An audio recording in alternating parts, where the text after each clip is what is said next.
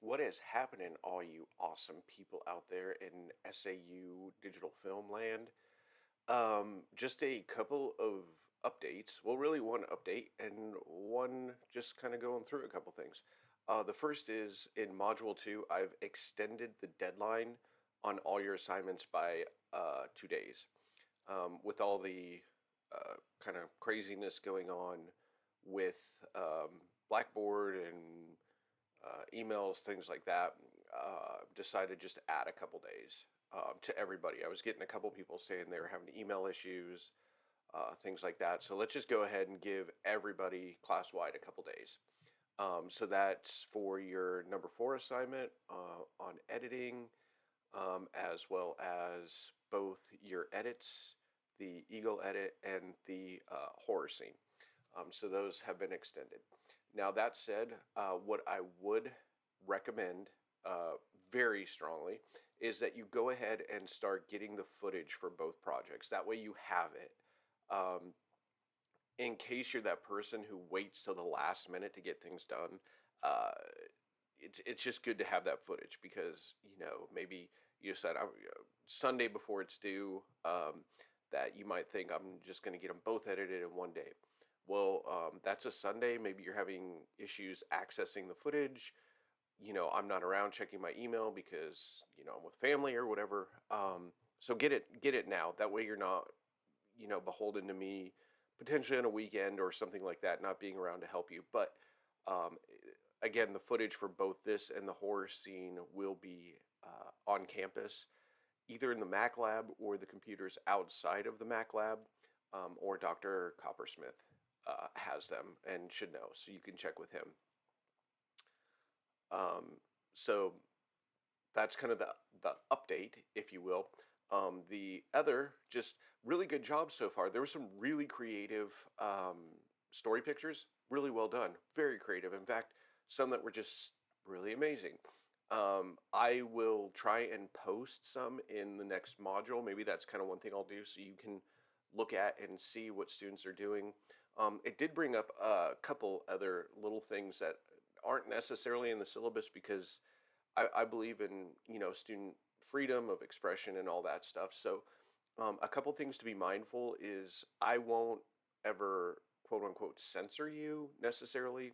Um, but what you want to avoid, one, is ever disparaging the school. The school technically owns what you film. Um, so therefore, you don't want to disparage the school. Don't think that's an issue. I've had it in the past. Some people vent their frustrations with the school in film form. So if you do, be creative, but maybe I didn't even need to put that thought in your head because you all seem like happy people and love where you're at, which is good. The other thing is violence. A little bit of a gray area. The one certainty is don't bring even a prop gun onto campus. You can notify police. You can do all of that. You can have the little orange tip that it's just a prop gun. Police are now trained to shoot first, ask questions later on campus. So a lot of times students want to do things with violence or things like that. People could see, if you're doing something on campus where you're filming and it's this has happened to me, not while I was a student, but you know filming a fight scene, and the next thing you know, a bunch of police show up. People, even drag race. When I was filming a drag race one time, police showed up. So just be aware of that as you're deciding on your topics. Be careful about violence of any kind. It's just a little bit of the world that we're in. See if you can get around. Some people get these ideas in their head, and it's like, yeah, I want to film this. That's great. Maybe college isn't the time to do that. Maybe after the class is done, or with your friends as a side project that you enter into festivals. Right now, it's about learning the basics and not getting that one great story out of your head. So if there is violence, we can talk about it. I would shy away from it. I'm not going to you know grade you otherwise for it, but it's kind of just that touchy issue of violence on campus. So we want to end that and not propagate it. Cool. So keep that kind of stuff in mind as you're going ahead. Um, on the Rudy assignment, which is what I have open right now, really good job. There's some really good insights, good explanations, Some of this is a little bit independent, like, what do you think? Some are a little bit more concrete. One of the areas, this rules of the world, it's a little bit more than just being subjective. It's sort of like a good example of the way it was explained to me. If you've ever seen the movie Who Framed Roger Rabbit, it's got a world of human beings and cartoons in one. It was live action, but they animated cartoons into it. The cartoons can run through a wall, a human can't. So they established that early on.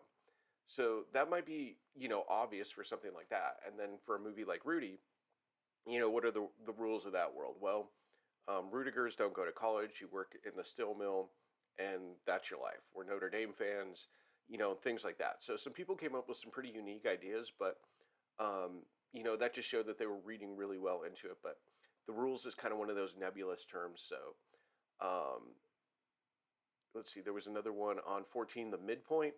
Um, this is when Rudy gets accepted into college. All right, so that's the midpoint. He kind of enters this other new world. And it really kind of hits you viscerally when he's sitting there by the pond crying. So that's kind of that midpoint. We pivot into another kind of new direction, as it were. He's still accomplishing that goal. He still needs to get on the team and play one game. But overall, some really good stuff here.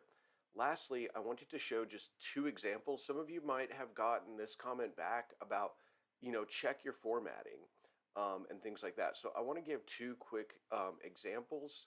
Um, so this is an example of some tremendous formatting. And the reason I'm all about this is not necessarily like I have hangups about this.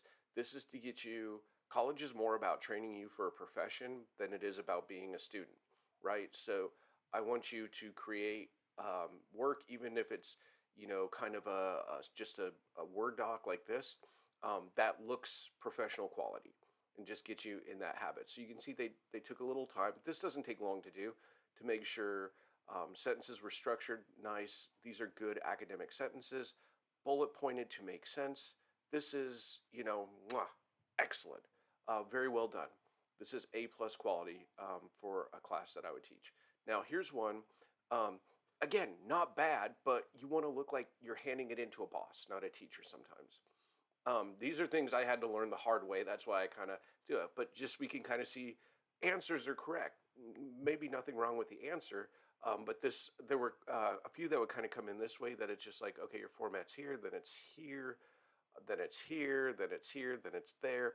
Again, not bad. Let's make our stuff look professional. So if you got that note, and I'm not calling anyone out, I'm not showing names or anything like that. Like, we're all learning, we're all early on, but I'm going to start taking more and more points off for formatting, and that is solely because I want you all to become the best versions of yourselves academically and professionally.